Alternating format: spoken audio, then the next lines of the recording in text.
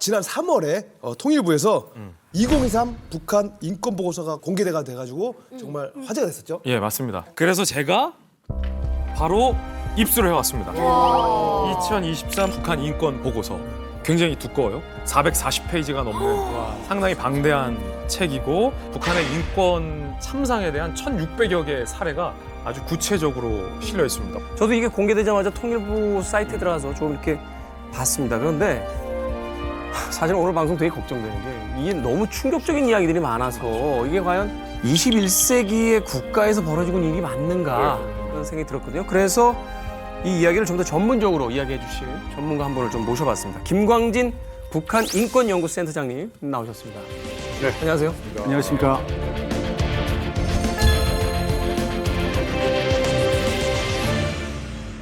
(2023년) 북한 인권 보고서에 어떤 이야기가 담겼느냐. 여기서는 그 전반적인 문제들을 다 다루고 있습니다. 경제적인, 사회적인, 정치적인 권리, 그리고 여성, 아동, 장애인, 인권 실태, 정치범 수용소, 국군 포로 납북자, 이산가족, 처우 이런 것들 다 다루고 있고요.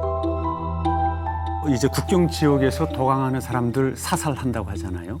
그런 사례들도 이제 나오고 있고, 그다음에 사법 절차를 거치지 않고 벌어지는 즉결 처형 이런 것들이 실제로 벌어지고 있다. 나만 드라마 보고 임신한 여성이 김부자, 초상화 이렇게 선직했다고 해서 이제 죽였다는 거예요. 남조선영화 한편화 남선 노래 75곡을 주거리 기억지에 인정하여 수사하는 범죄를 감행하다 적발되었습니다.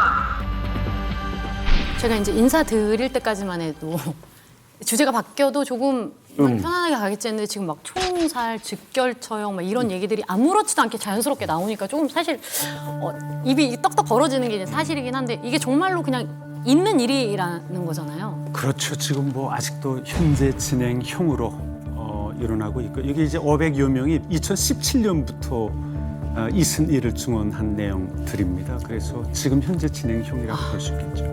자, 충격적인 이야기를 또 전해드려야 될 것 같은데 2023 북한 인권 보고서 저도 조금 이렇게 훑어봤는데요. 이 374페이지에 이 탈북 여성의 인권 실태를 보여주는 부분이 있습니다. 탈북 과정에서 많은 여성들이요 인신매매를 경험한 것으로 파악이 됐습니다. 인신매매 경험을 한 탈북 여성 가운데는 자신이 인신매매가 되는지를 모른 채 탈북하는 경우가 많았다라고 이야기가 되고 있어요. 사실은 작년이었죠. 그 8월달에 동남아시아 기반 인신매매 조직 사건들 최근에 이제 인신매매 이슈들이 이렇게 굉장히 해외 뉴스에 가끔가다 이렇게 등장할 때가 있었는데 이게 남의 일이 아니었다는 거죠. 국경 하나를 건너서 북에서 실제로 이런 일들이 지금까지 진행이 되고 있고. 또 그것이 여러 사람들의 증언을 통해서 사실로서 이제 밝혀지고 있으니까 이게 정말 저희들 입장에서 충격이 아닐 수 없습니다. 탈북한 여성들 사이에서 중국에 넘어가게 되면 인신매매 위험이 있다는 게 공공연한 비밀 같은 거였어요. 근데 아직도 많은 우리 국민들은 에이 무슨 21세기의 인신매매야. 그 중국이 많이 현대화가 됐는데 사실이겠어라고 하지만 사실입니다. 사진 한 장을 제가 준비했는데 이 북한과 중국 국경 지역에 세워져 있는 비석입니다.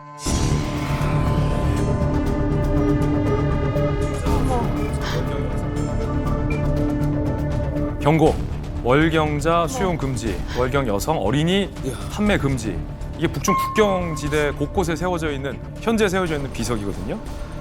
인신매매를 하지 말라는 표지판이 있을 정도라는 건 인신매매가 정말로 활발하게 이루어지고 있다는 반증이거든요. 일상화돼 있다는 거죠. 일상화돼 있다는 거죠. 런던에 있는 북한 인권단체 코리아 퓨처 이니셔티브가 2019년에 공개한 이 인신매매 관련된 보고서가 있습니다. 중국 내 탈북 여성 10명 중에 6명이 인신매매를 당한 것으로 추산된다라는 리포팅도 있거든요. 그거면 정말로 많은 여성들이 지금도 사실은 팔려가고 있다. 이 시간에